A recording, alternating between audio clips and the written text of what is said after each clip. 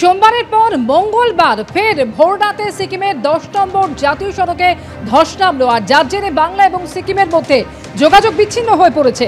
গত দুদিন ধরেই দক্ষিণ সিকিমে অবিরাম বৃষ্টির জেরে ভোররাতে ধস নামে, বন্ধ হয়ে যায় 10 নম্বর জাতীয় সড়ক। বাংলা সিকিমের বহু গাড়ি রাস্তায় আটকে রয়েছে। সিকিম প্রশাসনের তরফ থেকে ধস সরানোর কাজ শুরু হয়েছে, তবে এখনো পর্যন্ত হতাহতের কোনো খবর নেই।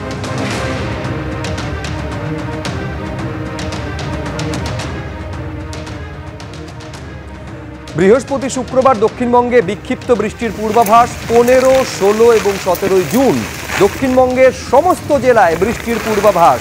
উত্তরবঙ্গেও ভারী থেকে অতি ভারী বৃষ্টির পূর্বাভাস। জলপাইগুড়ি, আলিপুরদুয়ারে জারি হয়েছে কমলা সতর্কতা। দেখতে পাচ্ছেন দক্ষিণবঙ্গের দুর্গাপুর শেষ পর্যন্ত হাঁসফাঁস করা গরম থেকে সাময়িক মুক্তি মিলেছে। ঝড় এবং বৃষ্টির ছবি দুর্গাপুরে দেখতে পাচ্ছেন।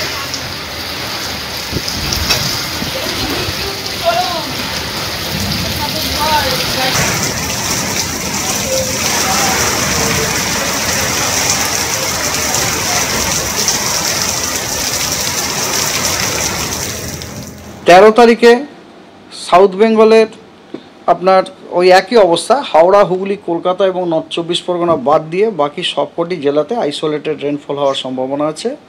এবং নর্থ বেঙ্গলের 5টি জেলাতে, উত্তরের 5টি জেলাতে আপনার হোয়াইট স্প্রেড রেনফল আছে সম্ভাবনা আছে, এবং বাকি জেলাগুলিতে ফেয়ারলি হোয়াইট স্প্রেড রেনফল হওয়ার সম্ভাবনা আছে। 14 তারিখে সাউথ বেঙ্গলের সব জেলাতেই স্ক্যাটার্ড রেনফল হওয়ার সম্ভাবনা আছে, সব জেলাতেই। তাতে কলকাতা, হুগলি, হাওড়া সব জেলায় ইনক্লুডেড স্ক্যাটার্ড রেনফল হওয়ার সম্ভাবনা আছে। এবং নর্থ বেঙ্গলে আপনার উত্তরের 5টি জেলাতে হোয়াইট স্প্রেড রেনফল এবং বাকি জেলাগুলিতে ফেয়ারলি হোয়াইট স্প্রেড রেনফল।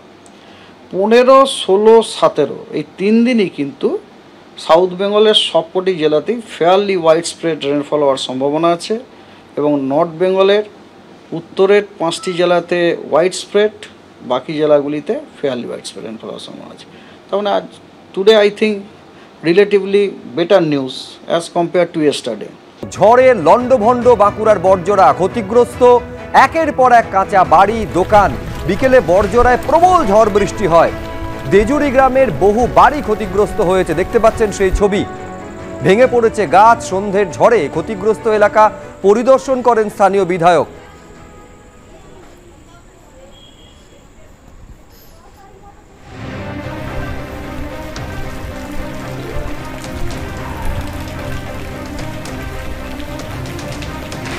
দেখতে পাচ্ছেন বাঁকুড়ার বর্জরার ছবি, যেখানে ঝড় বৃষ্টিতে কিভাবে ক্ষতিগ্রস্ত হয়েছে একের পর এক কাঁচা বাড়ি এবং দোকান। বিকেলে বর্জরায় প্রবল ঝড় বৃষ্টি হয়।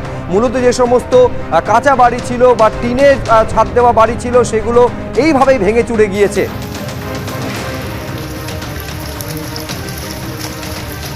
বাঁকুড়ার পাশাপাশি বাঁকুড়া সদর থানার আকুরাবাদে বজ্রাঘাতে এক গৃহবধূর মৃত্যু হয়েছে। ফলে বাঁকুড়ার একাধিক জায়গায় যেভাবে ঝড় বৃষ্টি ক্ষতি করেছে সাধারণ মানুষের, সেই ছবি আপনারা দেখতে পাচ্ছেন। একদিকে যেমন মৃত্যু পর্যন্ত হয়েছে, অন্যদিকে ঝড় বৃষ্টিতে প্রবল ক্ষয়ক্ষতি হয়েছে।